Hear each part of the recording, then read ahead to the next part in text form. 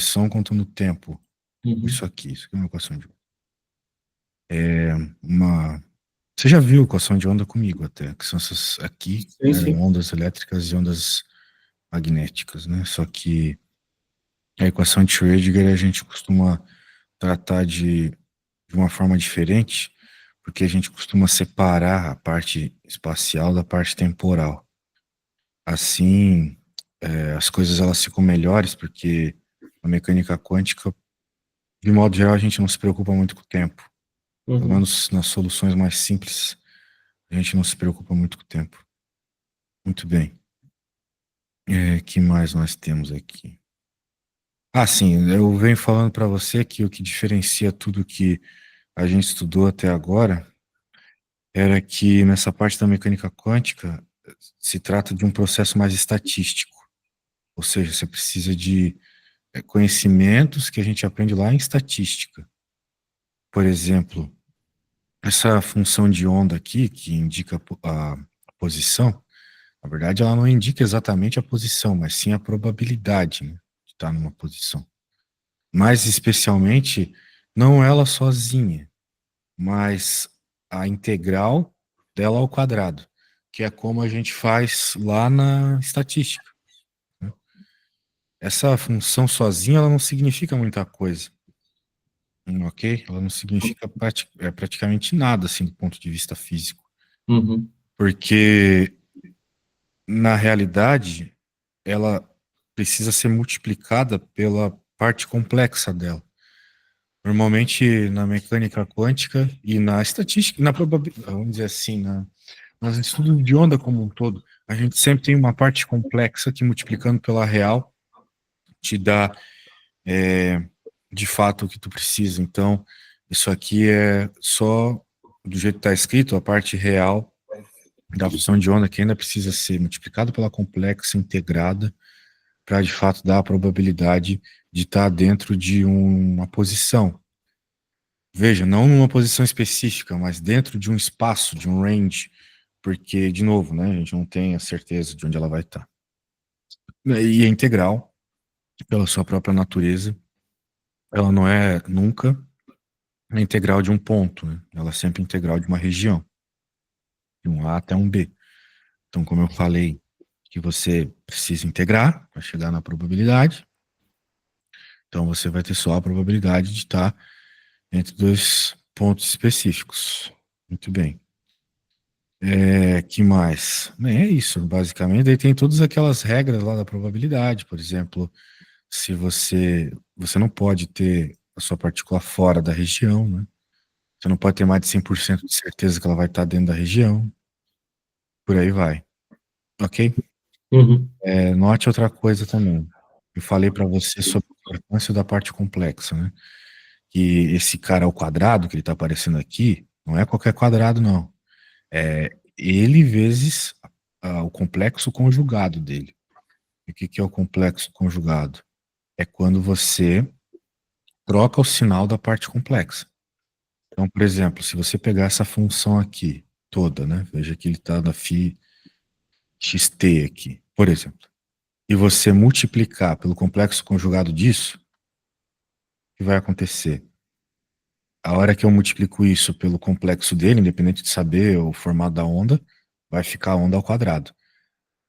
Se eu pegar o complexo conjugado disso, o que que é? Vai ser essa mesma parada, só que com o sinal de mais do lado do i, certo? Porque eu mudei o sinal da parte complexa. É assim que funciona o complexo conjugado. É só pegar a mesma função e trocar o sinal da parte complexa. Olha só que simples. Daí, o que que acontece? Se eu multiplicar esse cara por um igual a ele, só que com o sinal de mais aqui, pela regra de potência que a gente aprendeu quando era criança, bases iguais somam os expoentes, tu vai ter um expoente negativo e outro igual ao positivo, vai dar zero, certo? Uhum. Isso, então, o que que eu quero dizer com isso? De modo geral, quando a gente vai fazer a probabilidade de estar na posição, o tempo desaparece, né? O tempo ele desaparece automaticamente, não tem tempo aqui na integral da probabilidade, tá? Uhum. Então, coisas que acontecem, já foram construídas, né, para acontecer, de modo geral. Tudo que eu estou falando aqui tem muita matemática por trás, mas a gente está pegando só o que importa. Por exemplo, chegar nessa equação aqui, os caras saem de. O Schrödinger, né? Ele saiu de uma coisa de refração, que não tem. Nem imagina que é isso, né? Mas foi o que ele fez. De toda forma, tá aqui. Se você ver aqui, vai ter constante de Planck, a massa da partícula que você está trabalhando, a função de onda.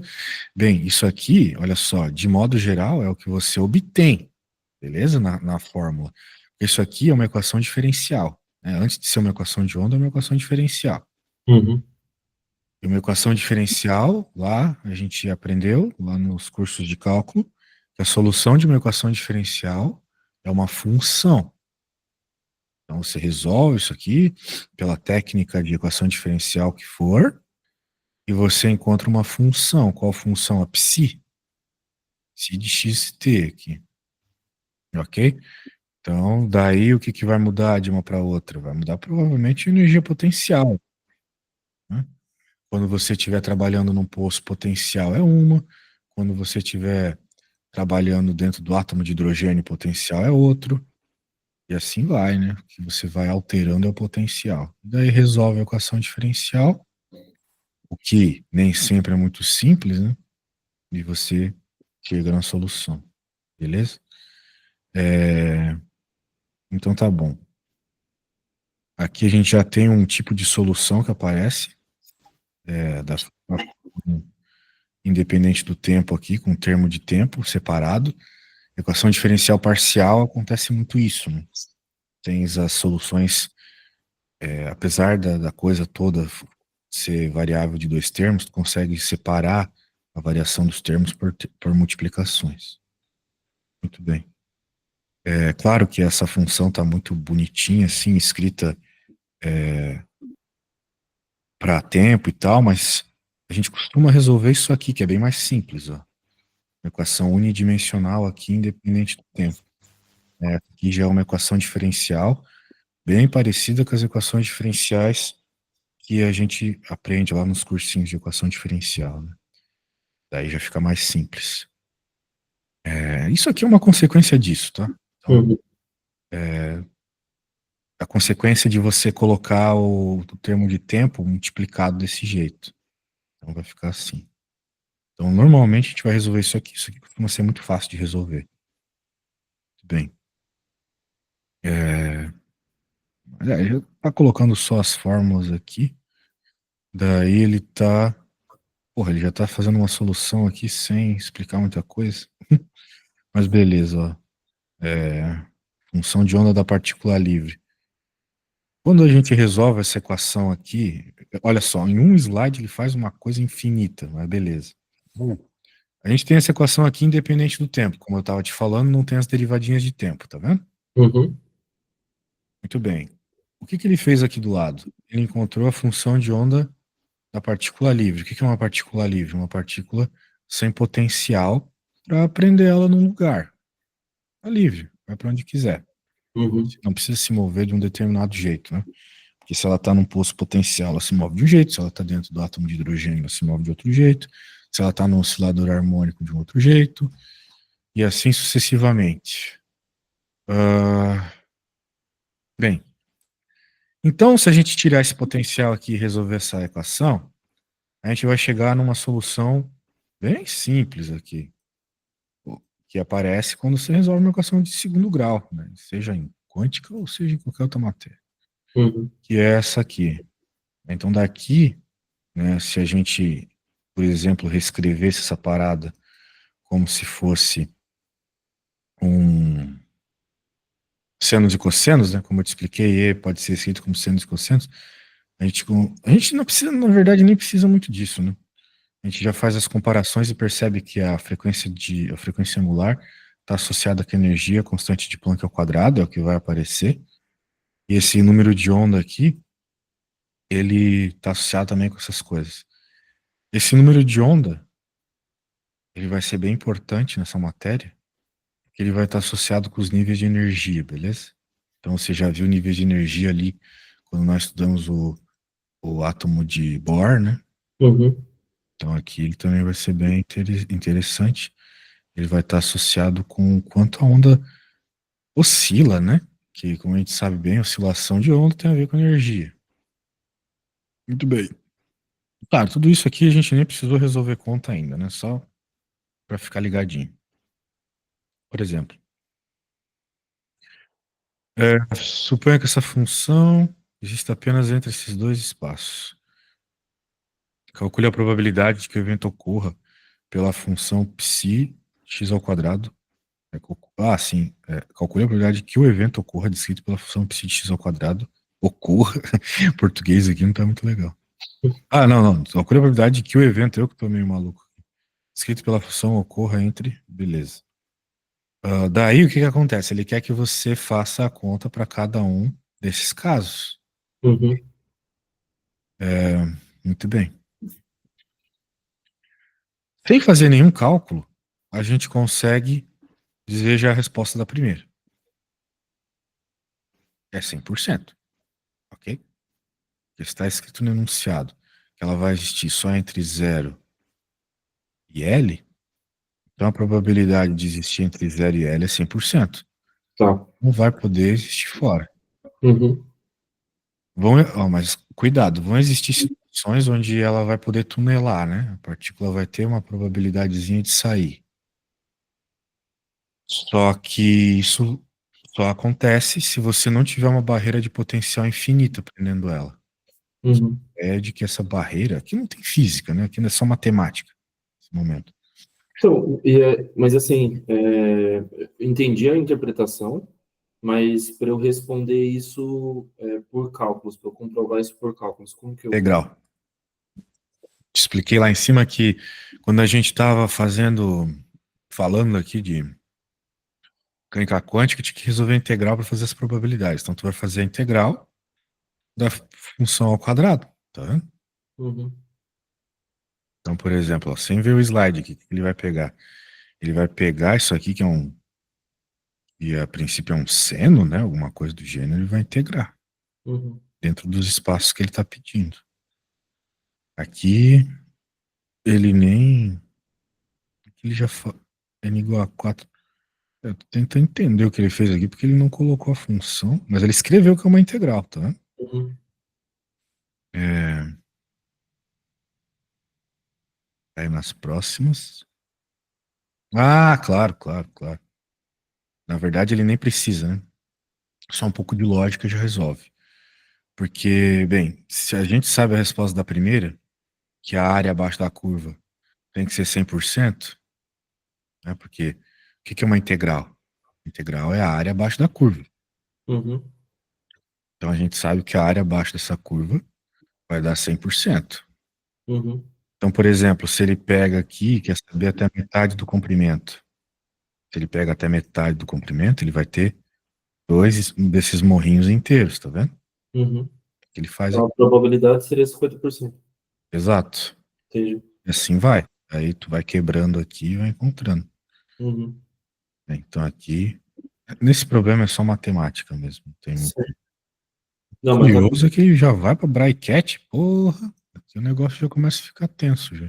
Sim. Eu imagino que vai, assim, mais superficial nessa parte, porque não se aprofunda tanto, até porque, pelo menos do que eu estou percebendo, é um conteúdo bem, assim, como posso dizer, bem complexo, assim, de entender. Das matérias que a gente tem visto, talvez é bem acima dos outros conteúdos. Não sei, você como físico, imagino que saiba avaliar melhor isso, mas. Não, por enquanto tá fácil. Mas. ah, por enquanto tá fácil, mas, claro, a matéria em si ela é mais complexa. Só que por enquanto a gente não viu nada dessa parte complexa. Uhum, Agora, Braikett, o negócio já começa a ficar tenso. Já. Ah, muito bem. Bem, na realidade, essa simbologia, num primeiro momento, é só para a gente não precisar ficar escrevendo integral, porque, de modo geral, essa solução é meio que sempre a mesma coisa, né? Tipo, é sempre fazer a integral, é sempre multiplicar o complexo conjugado pela função normal, uhum, e assim vai. Bem, então, olha só o que ele está falando aqui. Meu Deus. Mas não tem segredo. Vamos lá. Isso aqui que isso aqui é um símbolo de energia, tá bom? Então, você viu a equação lá, você viu que a energia multiplicava a função de onda, lá na equação de Schrödinger. Uhum, Aqui, energia multiplicando a função de onda. Vai ser igual a, de novo, o termo de derivada, que também aparecia lá na uhum, função de onda, vezes, lá na equação diferencial, né, vezes a função de onda. Isso aqui é a função de onda, beleza? uhum, E um outro jeito de escrever, e que se tu parar pra pensar, se você fez álgebra linear na graduação, isso aqui é um operador, né? Um operador linear. O que é um operador linear que a gente aprende lá em álgebra linear? É um processo que você faz numa matriz, faz alguma coisa numa matriz. Por exemplo, se a gente pensar que essa função de onda é uma matriz, e ela vai ser, muitas vezes, você faz aqui a derivada, multiplica, etc. E no fim, deu o mesmo resultado, você pegar a sua matriz e multiplicar por uma constante. A energia que é uma constante, entendeu?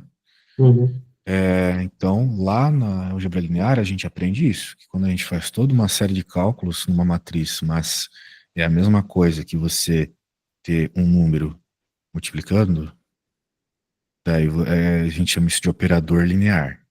E os operadores lineares, eles te permitem um monte de matemáticas e te simplificam situações e coisas do gênero, assim. Então, isso aqui está aqui para facilitar, beleza? Claro que uma vez que eles criam uma coisa para facilitar, eles começam a deixar a conta mais complexa de outro ponto de vista, né? Então, uhum, mas a ideia é essa, beleza? Daí você deve estar lembrando, se você fez álgebra linear, que lá tem um negócio chamado alto valor e alto vetor. Exatamente. Esse cara aqui seria o alto valor, né, associado a essa operação que está acontecendo na matriz. Bem, o que que é isso aqui?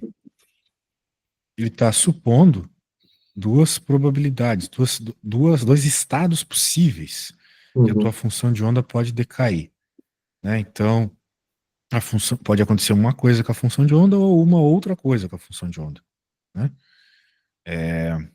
Por exemplo, quando a gente estava falando lá do experimento do, do, do, porra,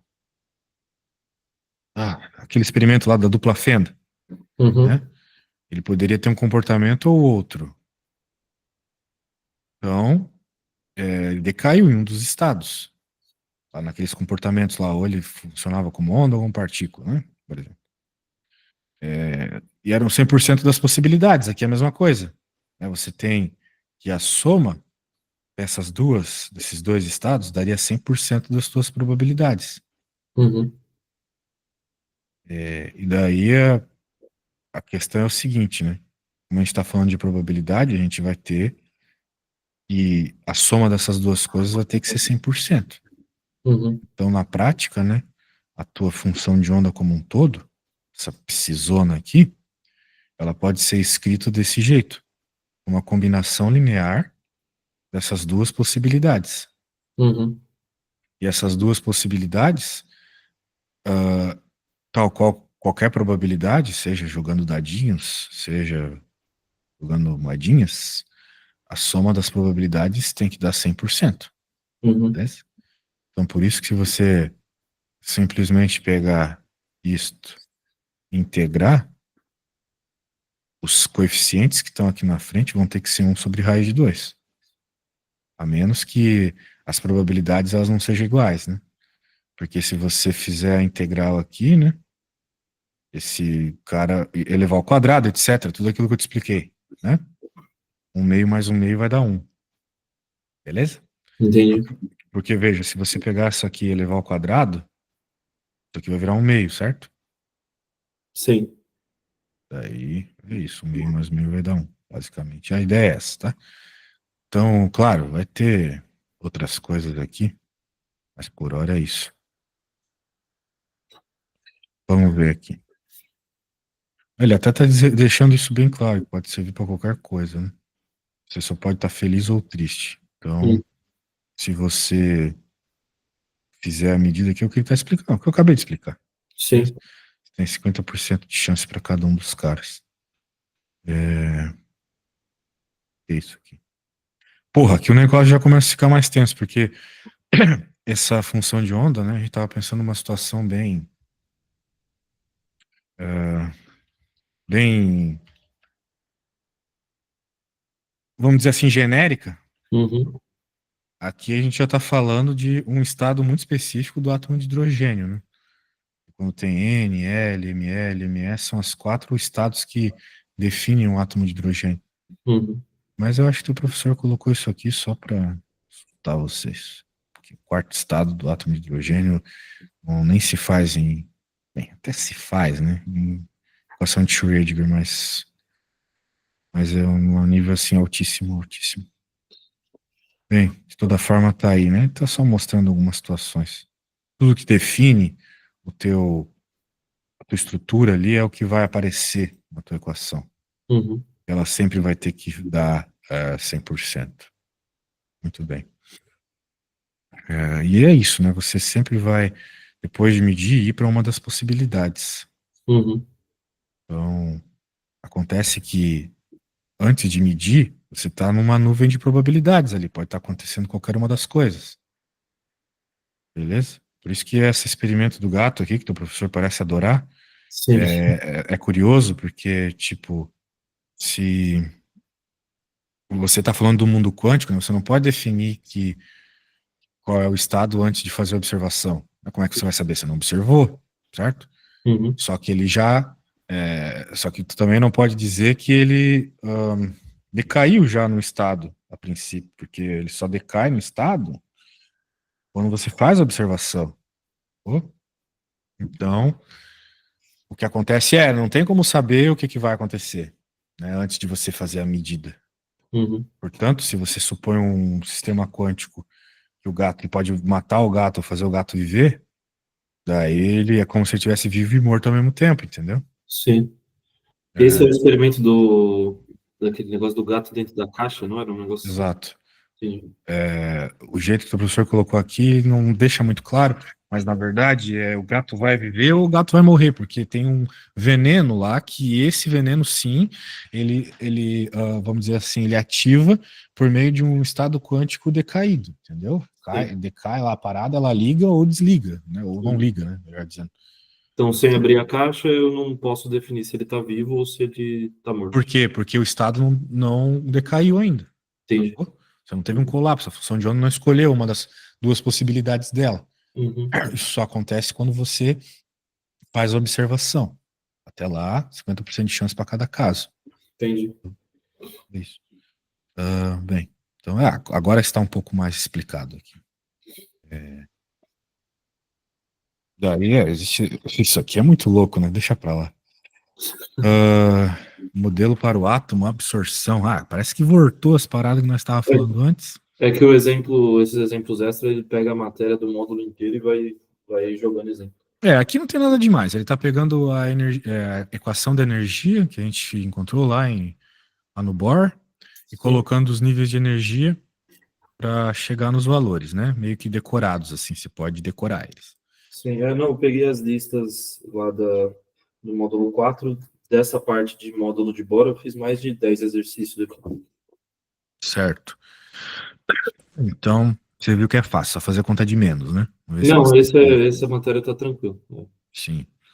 Blá, blá, blá, blá, blá, blá. Me parece que não tem muita coisa ali da equação de onda mesmo, meu irmãozinho. Então, Não, temos um problema. do que eu vi aqui até nas provas, a parte de equação essa parte que a gente estava vendo agora não estava caindo muito. Aí, assim, é que, até tirando uma dúvida, a equação de Schrödinger, ela tem alguma relação com computação quântica? Claro, Então, porque a equação de Schrödinger ela vai servir para os estados lá, né, das sim. observações no computador quântico, né? Então, eu Então, imagino que quando a gente for para o módulo 7 aí vai estar vindo mais contas, mais realmente questões assim para resolver, vai fazer mais sentido. Mas até aqui, por exemplo, pegando um exemplo de prova do último semestre, que é quando entrou essa coordenadora nova do curso. É, deixa eu ver, 5 pontos da prova foi só sobre ondas eletromagnéticas, fótons, e efeito fotoelétrico. Só nos dois primeiros módulos foi 5 pontos da prova. Os outros 5 ficou 3 em relação a tunelamento e princípios da incerteza, sendo 1,5 cada, e os outros 2 pontos ela dividiu 2 para, acho que sistemas quânticos e 2 não, 1,5 para sistemas quânticos e meio para computação quântica. Aham. Então ela foca mais realmente em efeito fotoelétrico, fótons de uma maneira geral e ondas eletromagnéticas. E aí dessa parte dos outros 3 módulos que a gente está vendo é mais princípios da incerteza e tunelamento. Sistemas quânticos e computação quântica também cai, mas vale menos. Aí Entendi. eu não sei o que se acha melhor. Se você quer ver mais alguma, você acha que vale Eu reforçar acho que mais vale a algum? gente pegar aquelas listas lá, porque não me parece que a professora vai fugir muito daquilo, cara. Tá, Dá pra tu abrir aí só pra gente dar uma olhadinha o que ela cobra nesse módulo 4 aqui? dá? Legal. Então, vê aí enquanto eu vou no banheiro, já volto. Beleza.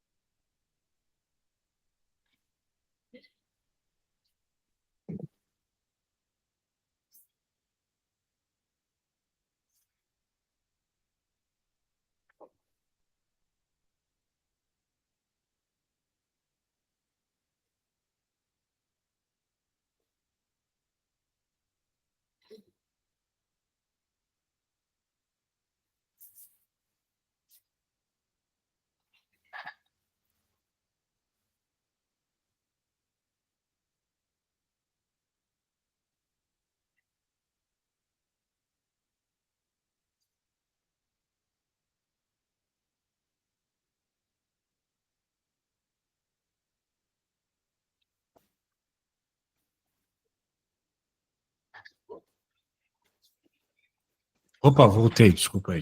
Beleza. Então, eu Legal. conferi Diga. toda a lista aqui, e assim, ela basicamente ela só fica em comprimento de onda de de Broglie, modelo atômico de Bohr, e tem uma ou duas questões que é daquele modelo, daquela equação de Balmer. E esses conteúdos, assim, tá mais simples e eu já estou conseguindo fazer os exercícios numa boa. Então, nesse caso, como não tem muita coisa de princípios da incerteza, que também é a parte da equação de Schrödinger, vai ser mais em computação quântica, eu ia ver se a gente consegue fazer algum de incertezas do Halliday, se tiver, ou se não começar sistemas quânticos, para dar tempo de ver toda a matéria, até porque sistemas quânticos e computação quântica é a matéria que eu menos sei, assim, que talvez eu precisava de mais atenção. Claro. Bem, qual slide é isso? É o módulo 5. Precisa que Então, eu te mande o mande aí, documento? mande aí. Tá bugado, né? Deixa eu te mandar aqui.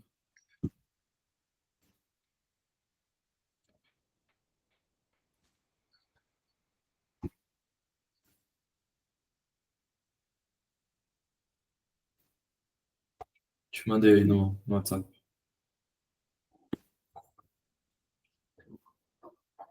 Deixa eu ver.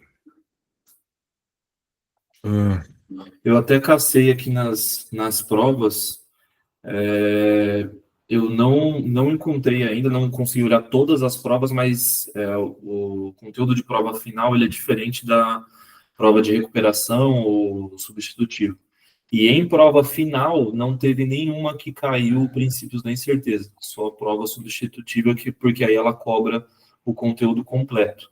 Então, eu até vou pegar algumas coisas a mais aqui de princípios da incerteza, mas eu acho que ela vai focar pô, mas nesse. tinha tanto exercício de princípio da incerteza ali no último slide. O princípio da incerteza não é difícil, ó. O que eu acho que tu pode se complicar se tua matemática não tiver boa é isso aqui, ó. Também é sempre a mesma coisa, tá? É sempre seno, é sempre a mesma solução para resolver seno. Porque Mas assim, diga. isso está em princípios da incerteza? Não, isso aqui já é a solução da equação de Schrödinger. Não é Ah, tá, princípio da entendi, incerteza. entendi. Beleza? Beleza. Daí, o que estava falando é o seguinte, que... vamos voltar, né? A gente já tá quase na metade. Tá, ele fala um monte de coisa aqui sobre lasers, né? Uhum. Que na prática é resolver essas contas aqui, que é só jogar. Na verdade, nem tem conta aqui nesse primeiro momento, eu acho. É só pegar algumas informações aqui, por exemplo, que parte espectro magnético isso aqui se encontra. Pega isso aqui e vê, né? Tipo, não tem conta pra saber que é raio X ou qualquer coisa do gênero. Entende? Sim, Agora a B. A B também, já vimos trocentas vezes isso, né? sim, sim. É só jogar as informações que o enunciado deu para achar energia. Se o raio de uma determinada potência for usada, quantos fótons serão enviados à lente? Daí é o seguinte, também é meio óbvio, porque a gente sabe que a quantidade de fóton, né, ela está associada com o quê? Está associada com a energia, né? Uhum. Quanto mais fótons, mais energia. Porque quando a gente calcula ali, né, um fóton, né, qual a energia de um único fóton? Beleza, a gente usa essa fórmula. Só que daí a gente pode ter uma energia muito alta aí nesse experimento, porque tem muitos fótons. E é fácil encontrar. Uma vez que ele deu potência e deu tempo, a gente usa essas informações, porque a gente sabe que energia é potência vezes tempo. E pronto, né? Daí é só você pegar a energia total que saiu aqui desse pulso e dividir pela energia de um único fóton, você vai ter a quantidade de fótons. Uhum. Meio óbvio. Uhum. Tá bom? Esse problema é bem legal, mas ele é bem óbvio também. É tipo, é mais mecânica clássica do que qualquer coisa isso aqui. E eu acho que a gente até fez um ou dois exercícios Fizemos um, parecidos. fizemos um parecido, sim. Show de bola. Então, prêmio Nobel, o que vai rolar aqui? É, pontos quânticos? Ah, claro, claro. O que acontece, né? Preste atenção. Lá a gente estava vendo a teoria da equação de Schrödinger. Né? Uhum. Ela serve para você definir umas situações e resolver ela. Por exemplo, o que que vai definir naquela equação a tua situação para descobrir probabilidades, coisas do gênero? Da mesma forma que eu falei, eu vou falar de novo. O potencial elétrico, ou melhor, o potencial que está agindo sobre a partícula. De modo geral, um potencial elétrico, tá bom? Uhum. É, só que pode ter vários tipos de potencial. Por exemplo, uma partícula em uma caixa. Isso aqui é aquela situação que eu te falei do potencial infinito. Tem barreiras infinitas de potencial não permitindo que ela saia, tá bom? Uhum. Daí, claro, ele está dizendo toda uma série de coisas aqui, um tanto práticas, mas porém inúteis para resolver a conta. Daí, deixa eu pegar uma coisa que vai demorar 10 segundos. Uhum.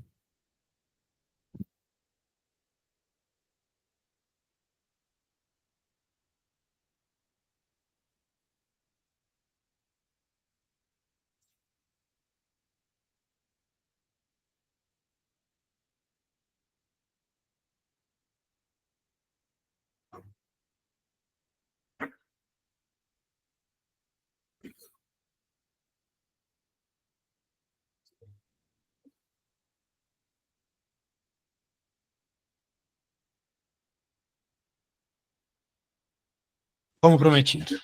Muito bem. Eu estava falando sobre aquelas coisas que nós estávamos vendo ser apenas a teoria, né? E aqui a gente vai colocar alguns elementos específicos na equação para que ela vire algo prático. Uhum. Então, por exemplo, o que que vai acontecer aqui?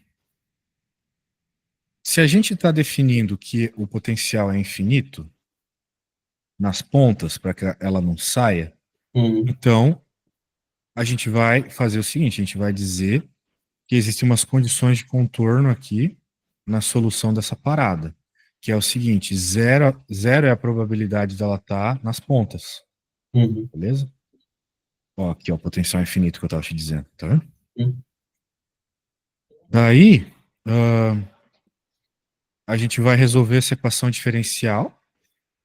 Ele pula isso, toda a resolução, mas na prática é bem simples, tá bom? Na prática é muito simples. Eu não sei, você fez equação diferencial na graduação? Fiz, mas pô, já faz um bom tempo e Tipo, depois nunca mais usei. isso aqui morre, daí, porque a gente já definiu ali como condição de contorno que ela não vai existir nas Uhum. pontas justamente por causa do potencial. Daí tu vai ter isso, que é, veja só, uma derivada de segunda ordem, igual a isso, e não é uma derivada, Uhum. né? Então é como se a gente estivesse resolvendo no cursinho de equação diferencial isso aqui, olha só. Y duas linhas igual a uma constante, eu posso até chamar de, muito capciosamente, de ômega ao quadrado, vezes isso. Isso aqui é a famosa equação de onda, Uhum. né? Se você buscar isso na sua memória lá de física geral um já aparece. Uhum. Porque a derivada segunda da posição, vamos trocar isso aqui por x para a coisa ficar mais clara. A derivada segunda da posição é a aceleração. E aqui é a posição. Certo? Uhum. Agora, se por acaso eu dissesse que ômega ao quadrado é k sobre m, isso aqui não viraria a lei de Hooke? Ó, porque eu passaria o m para outro lado, ma igual a kx, lei de Hooke, certo? Uhum.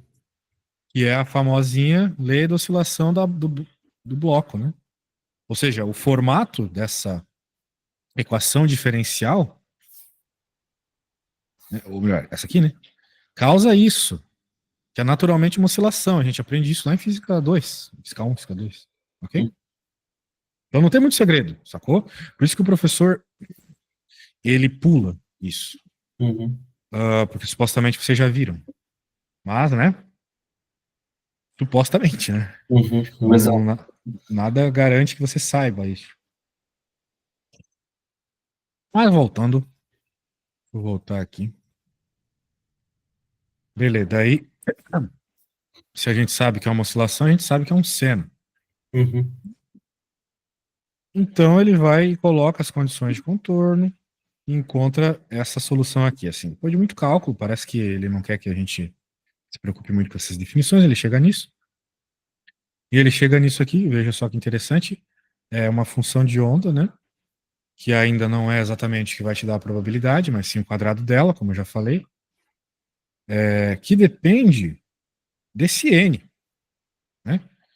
Esses n's aqui, eles aparecem naturalmente quando a gente está falando de seno e cosseno, para que o seno e o cosseno eles zerem, né? Tipo, por exemplo, digamos que eu queira que o seno seja zero.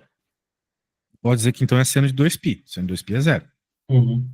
Isso, beleza, a gente aprendeu lá no ensino médio. Só que se eu multiplicar por n, também é zero, não é? Sim. Sendo n um número inteiro, claro.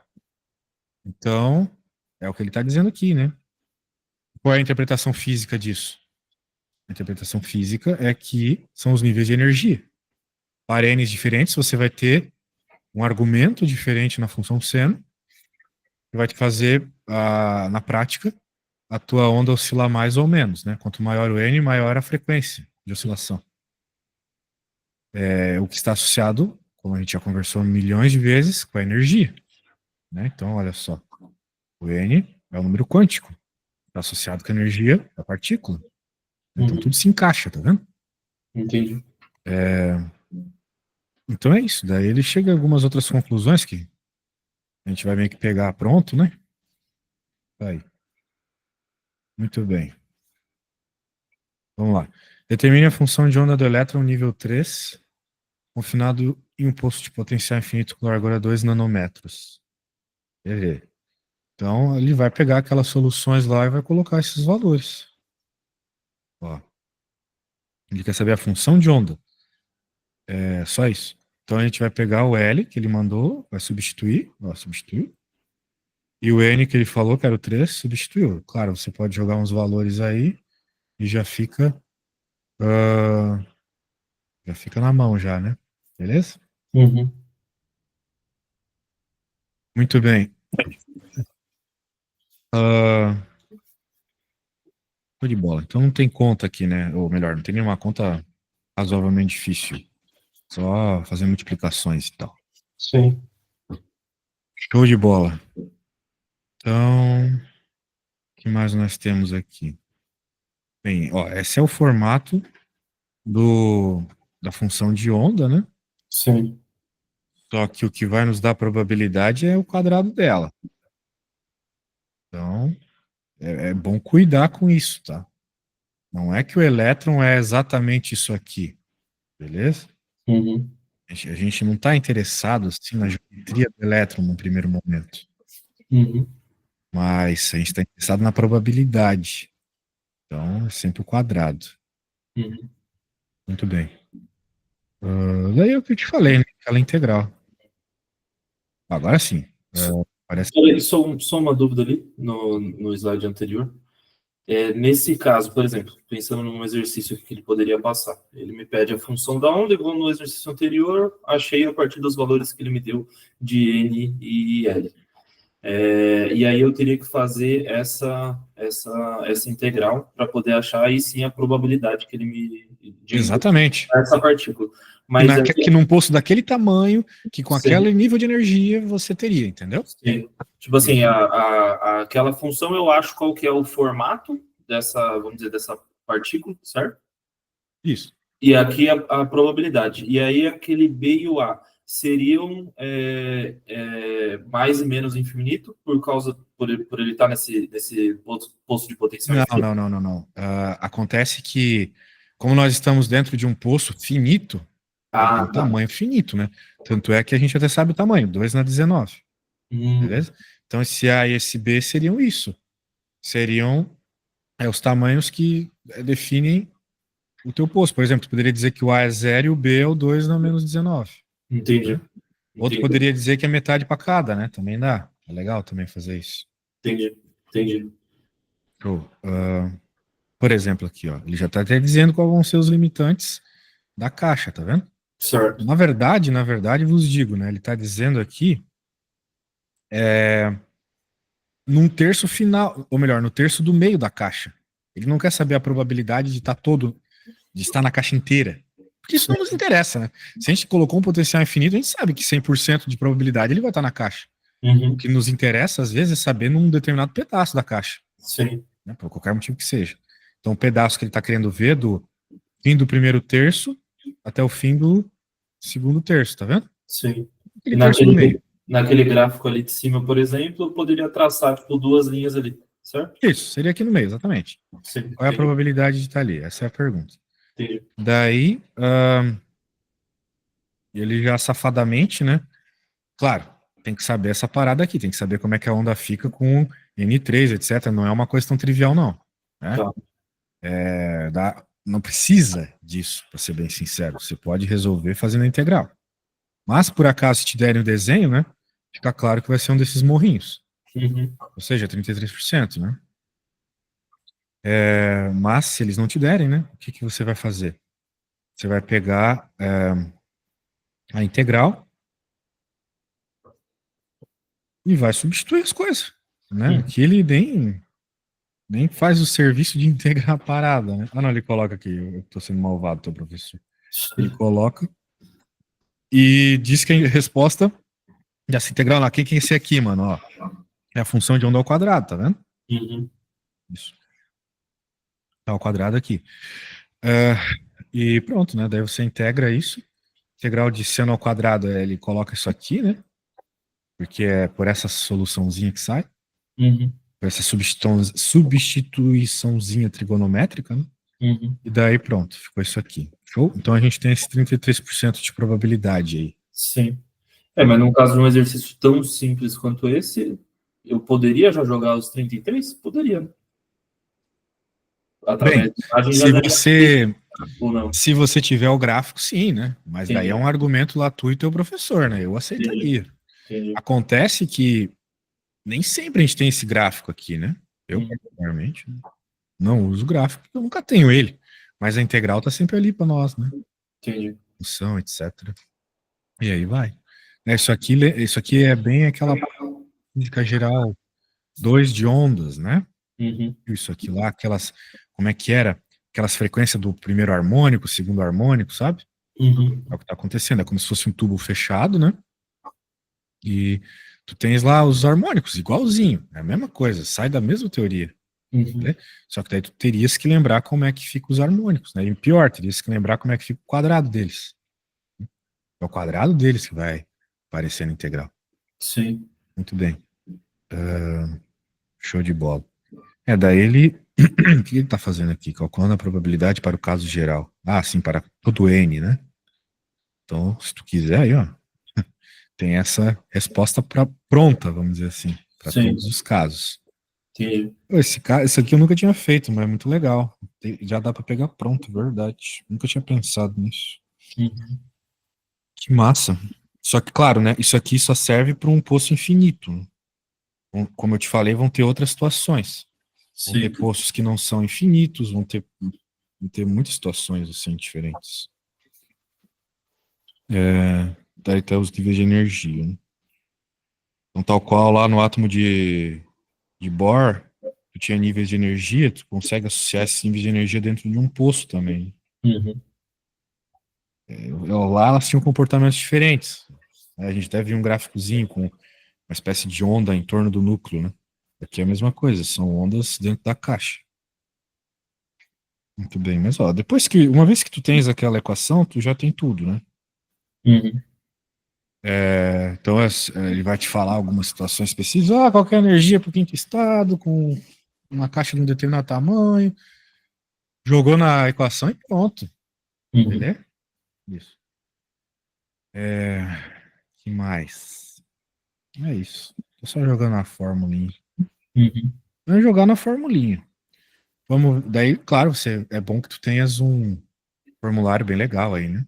Sim, tem o formulário da. Eu não posso levar um formulário meu, mas já tem um específico lá da prova. Pode crer. Um elétron está confinado em um posto potencial unidimensional infinito com 250 picômetros. Largura e se encontra em estado fundamental. Beleza, N igual a 1. Determine o maior, o segundo maior, o terceiro maior comprimento de onda que pode ser absorvido pelo elétron. Perguntinha interessante. Pergunta interessante. Ele está no estado fundamental, então ele vai poder ir para o estado 2 e 3, certo? Certo. Muito bem. Eu queria entender esses rabiscos do teu professor aqui, mas beleza, eu acho que isso é um fóton. O maior, o segundo maior, o terceiro maior. Ah, não, vai poder ir pro quarto também, porque ele já tá no primeiro, né? Sim. Primeiro maior, ele ir pro segundo. Segundo maior, ele ir pro terceiro. Terceiro maior, ele pro quarto. Muito bem. Show. Então, pronto, bem. A gente tem essa expressão para energia, Uhum. temos o tamanho do poço, temos a massa do elétron, constante de Planck, e a gente tem os níveis de energia que a gente está interessado. Uhum. Pontinha de pedreiro. Acabou. É achar as três energias e comparar depois com o comprimento de onda. Uhum. Beleza.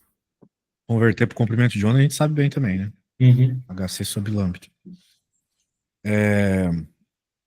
Tá? É só bom lembrar o seguinte, né? O amiguinho já está com uma energia no estado fundamental, certo? Certo. O que significa que você, para ir para o quarto estado, precisaria de 90 alguma coisa, né? Precisaria de 96. Tem que É a pegar. diferença dos dois, certo? Entendi.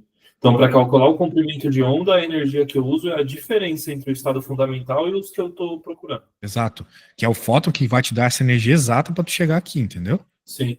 Isso. Que aí a gente cai naquelas fórmulas do modelo atômico de Bohr, certo? Resumidamente. Entendi. Resumidamente. Isso, resumidamente é isso. Por isso que o modelo de Bohr é legal, porque apesar de ele ter saído da mecânica clássica, ele tem situações ali que bate com a mecânica quântica mesmo, Entendi. com as probabilidades e tal. Ah, olha só que legal, tava falando sobre tunelamento, né? Que é essa ideia de que, apesar de ter um potencial maior do que o que a onda poderia passar, ela passa. Uhum. Né? Isso é um processo quântico, né? Que ocorre de fato aí. Uhum. Que não deveria acontecer do ponto de vista clássico, tá?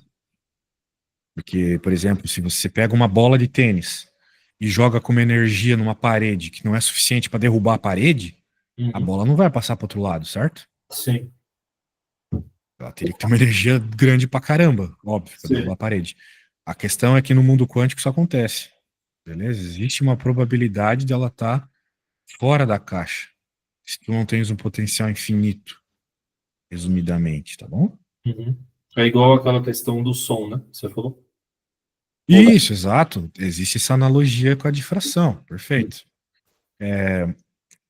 Aqui é um pouco mais complexo, porque quando a gente está avaliando a difração lá, a gente não estuda muito questão de transmissão, refração, pelo menos não na Física Geral 2. Uhum. Né? A gente, talvez, em Física Geral 4, assim, avançadinha, a gente Uhum. começa a ver transmissão de onda eletromagnética, etc. É difícil ver isso em Física Geral 4, mas tem gente que vê. De toda Uhum. forma, aqui a gente vê isso, tá? Por exemplo, bem, claro, né, vai ter uma coisa arada aqui, não vai dar pra gente falar nesse minutinho, mas só para você saber que existe, tá? E vai poder ter a transmissão, tá bom? Uhum. Tal qual quando uma luz ela bate numa água, né? Uma parte reflete, seria a onda voltando para a caixa, e uma parte transmite, vai para dentro da água. A Uhum. gente estuda lá em ondas luminosas como refração, né? Uhum. Aqui vai estar mais associada à transmissão. Beleza? Beleza. Então tá bom. Cara, logo que eu souber que hora vai rolar hoje, eu te digo, mas provavelmente vai ser às 6. Se puderes às 6, Tá bom, né? pode ser Eu, sim. eu te, eu te Aí, confirmo depois, tá? beleza, fechou. Não, beleza. Aí nesse meio tempo eu vou pegar aqui para organizar também, já deixo separado uns